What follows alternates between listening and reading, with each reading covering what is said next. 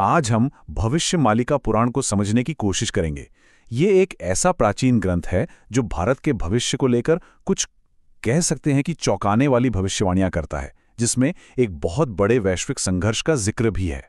तो चलिए सीधे उस भविष्यवाणी से शुरू करते हैं जो सबसे ज्यादा हैरान करती है।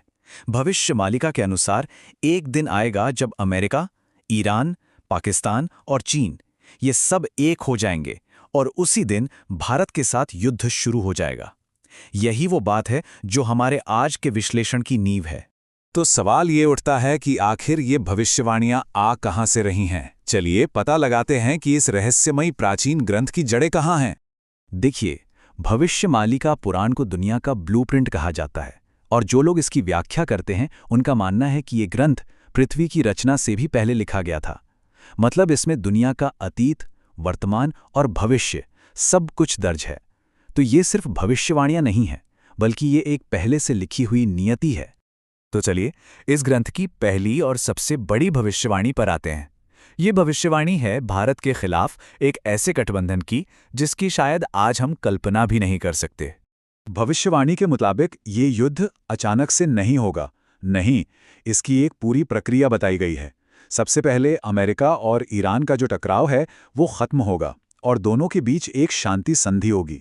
उसके बाद अमेरिका, ईरान, चीन और पाकिस्तान एक हो जाएंगे और फिर आखिर में ये सब मिलकर भारत पर युद्ध थोप देंगे।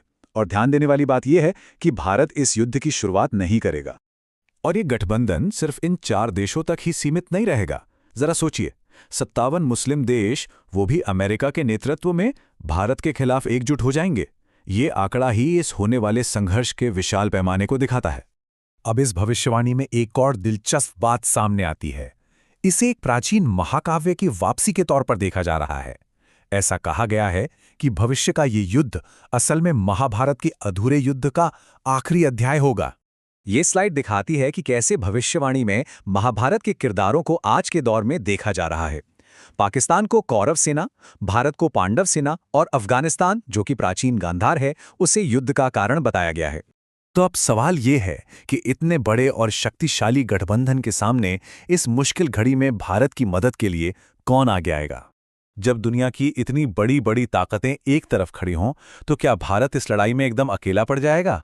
भविष्यमालिका के अनुसार भारत का सबसे पहला और सबसे ताकतवर सहयोगी कोई और नहीं बल्कि स्वयं भगवान होंगे। लेकिन ईश्वरीय मदद के अलावा इस ग्रंथ में दुनिया के कुछ देशों का भी जिक्र है। इसमें पहला नाम आता है रूस का, उसके बाद फ्रांस, जर्मनी और आखिर में जापान भी भारत के साथ खड़ा होगा। जरा इस मंजर की कल्पना कीजिए। युद्ध शुरू होते ही रूस भारत को सैन्य और आर्थिक मदद देना शुरू कर देगा। जैसे जैसे लड़ाई आगे बढ़ेगी, फ्रांस और जर्मनी भी भारत के पक्ष में आ जाएंगे। और कहानी यहीं खत्म नहीं होती। आखिर में जब अमेरिका और चीन के बीच एक नया समझौता होगा, तब जापान भी अमेरिका से बदला लेने के इरादे से भारत का साथ देगा। तो युद्ध के बाद क्या होगा?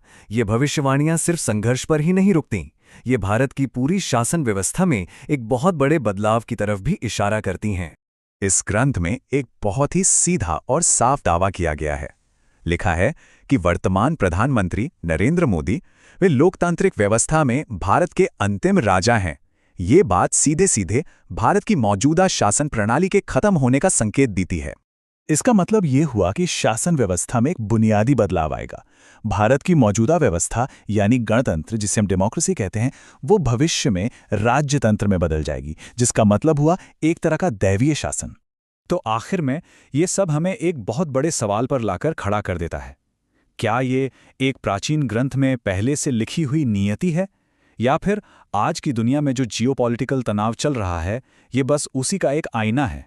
ये सवाल सोचने वाला है।